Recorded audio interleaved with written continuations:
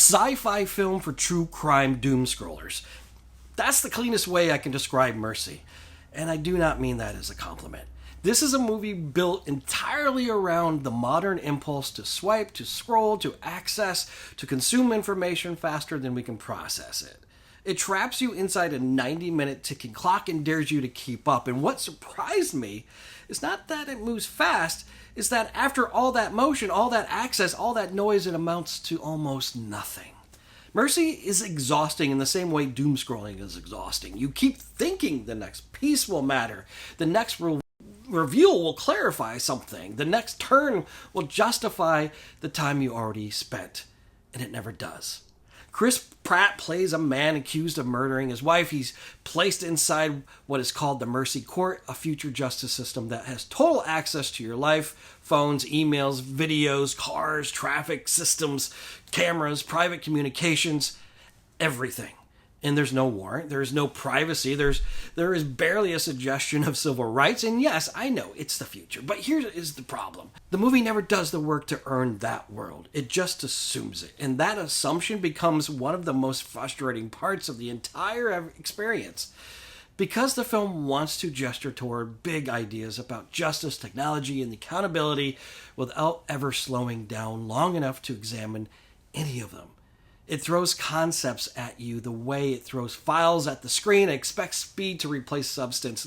The core of the film is essentially two people positioned against each other inside this system. Chris Pratt is in a chair, Rebecca Ferguson across from him, two actors who on paper should be magnetic together.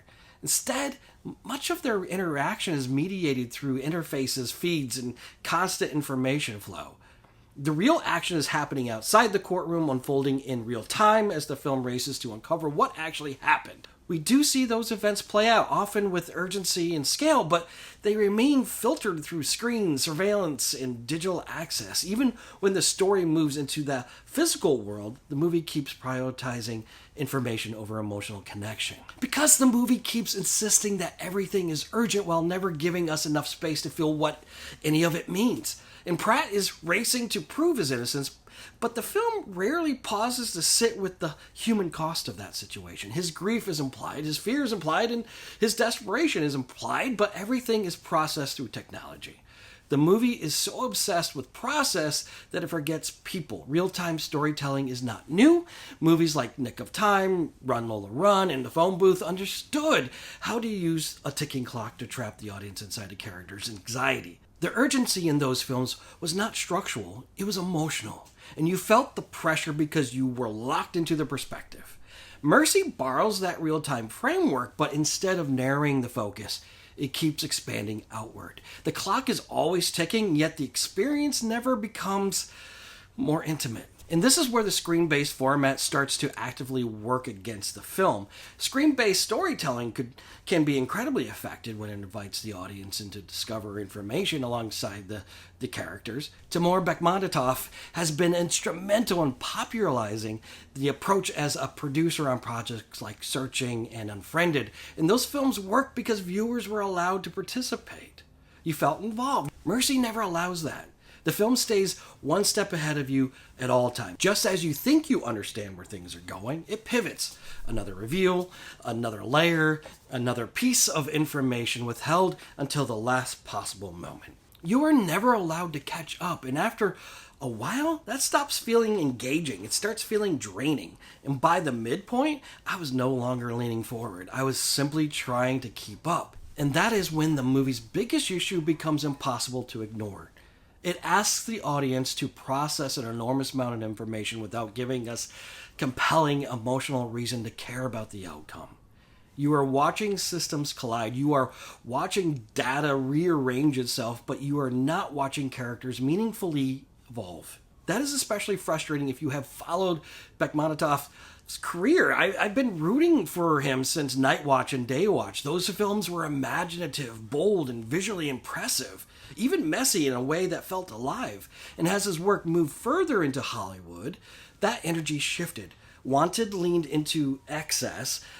Abraham Lincoln's Vampire Hunter embraced its own absurdity. Those films understood their identity, but Mercy feels like a project fully absorbed into the system it's depicting. Hyper-focused on interfaces, motion access, and scale, and largely uninterested in reflection. The final act is where everything really collapses, and after 90 minutes of build-up, the film attempts to justify itself with a series of twists, and none of them land. The resolution feels generic and oddly simplistic, and after all that urgency, all that momentum, the answer feels thin. Worse, it retroactively diminishes what came before. Instead of recontextualizing the journey, the ending makes the effort feel unnecessary. And yes, I saw this in IMAX 3D, which somehow made everything worse. Files floating toward the audience do not add immersion. Visual effects layered into digital courtroom because something happens elsewhere feels arbitrary. And the format feels applied rather than integrated, as if scale alone could compensate for a lack of payoff. But at the end of the day, I can see the audience this movie is aiming for. People who love true crime, people who enjoy tech-driven mysteries, people who like watching systems unfold and try to keep pace. If that is your thing, you may find something here. But for me, it was a lot of build-up for very little reward, a film that demands constant attention without offering enough satisfaction in return.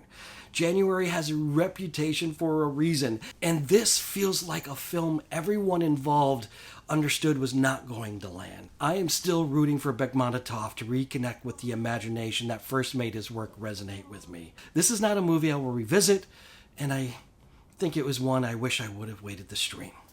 I appreciate you going on this film journey with me, and as always, be real. By acting as judge, jury, and executioner, Mercy keeps our city safe.